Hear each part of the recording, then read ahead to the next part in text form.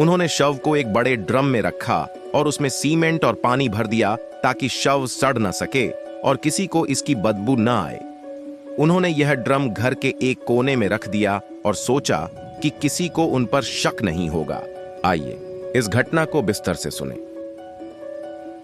मेरठ का खौफनाक हत्याकांड, प्यार, धोखा और अंधविश्वास की सच्ची कहानी।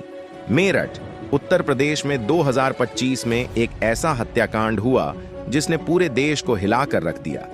यह सिर्फ एक हत्या नहीं थी, बल्कि इसमें प्रेम, विश्वासघात और अंधविश्वास का खतरनाक संगम था। यह कहानी एक ऐसे प्रेमी जोड़े की है जो अपनी ही बनाई हुई जाल में फंस गया। प्रेम और शादी की शुरुआत सौरभ राजपूत, जो मर्चेंट नेवी में अधिकारी थे, ने मुस्कान रस्तोगी से प्रेम विवाह किया था। उनका रिश्ता समाज में एक आदर्श प्रेम कहानी की तरह देखा जाता था। शादी के कुछ सालों में ही उनकी एक बेटी भी हुई, लेकिन सौरभ की नौकरी की वजह से वह लंबे समय तक घर से दूर रहते थे। यह दूरी ही उनके रिश्ते में दरार डालने लगी। इसी बीच मुस्कान का अपने कॉलेज के दोस्त साहिल शुक्ला से दोबारा संपर्क हुआ। साहिल, जो पहले से ही मुस्कान से एक तरफा प्रेम करता था, अब उसे फिर से पाने की कोशिश करने लगा। मुस्कान और साहिल की बातचीत धीरे धीरे बढ़ने लगी और जल्द ही यह दोस्ती एक अवैध प्रेम संबंध में बदल गई।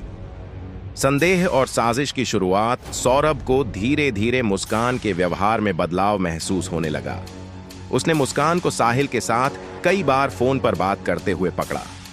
जब उसने मुस्कान से इस बारे में पूछा तो उसने बहाने बना दिए, लेकिन सौरभ को संदेह हो गया था।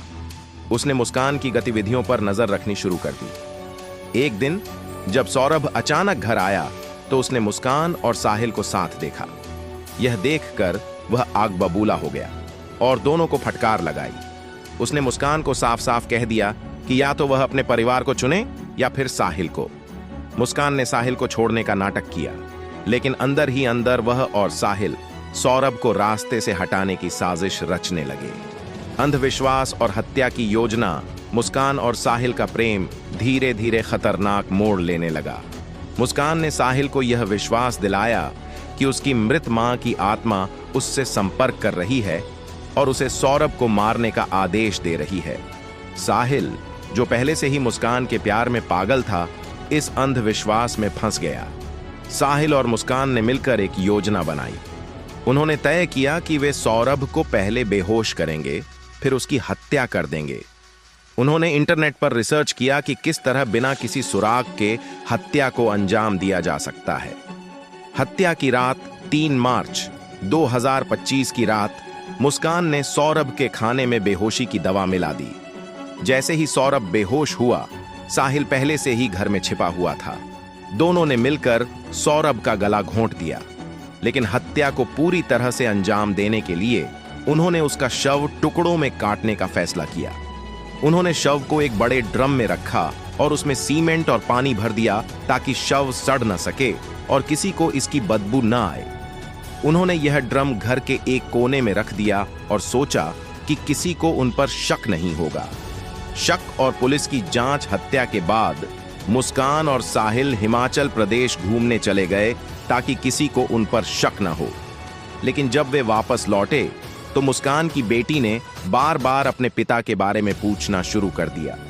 मुस्कान के माता पिता को भी संदेह हुआ कि सौरभ इतने दिनों से कहां है।